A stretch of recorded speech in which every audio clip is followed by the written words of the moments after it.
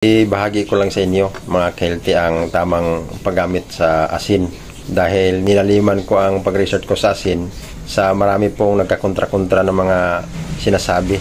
Natural na asin gaya ng rock salt at saka yung Himalayan salt, hindi po yan pwede na sumubra sa ating katawan kung alam natin ang tama na paggamit at alam din natin ang dahilan. Lahat ng pagkain, inumin, gamot na hindi natural, mayroon po yan overdose pag sobra ng paggamit niyan. Bakit? Yung mga artificial kasi ng mga pagkain, inumin, mga gamot, hindi yan kilala ng katawan natin.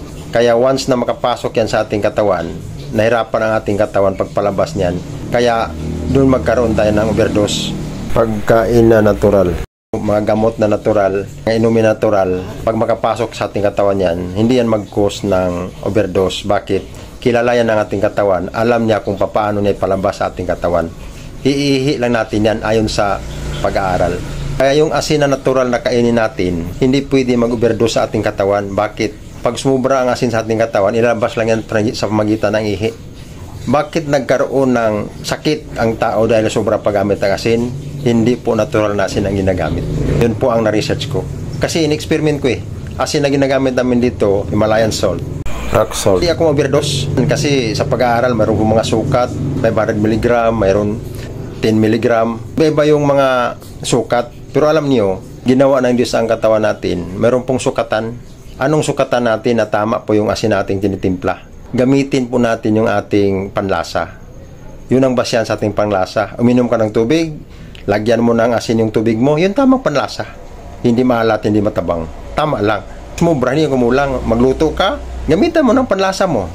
Anong timpla na gusto mo? Maalat, ibawasan mo. Pag tabang, dagdagan mo. Paano kung ma-overdose nun? Naintindihan ninyo? Hindi makapag-overdose ang asin, basta tama ang paggamit mo. Karoon lang tayo ng maling isipin dahil hindi natin naintindihan na ang pagkain ng ating katawan natural. Kilala niya. Pag sobra niya pumasok sa ating katawan, ilabas niya yan. May panlasa kay. Yung tamang lasa lang inumin mo. Tamang lasa lang kainin mo. Hindi ka pwede mag-overdose. Sana naintindihan ninyo. Yun po ang naintindihan ko sa pag-aaral at pag-research ko. Maraming salamat po sa inyong panonood. Sana po nakatulong. Paki-follow na lang po para updated kayo sa iba ko pang mga videos.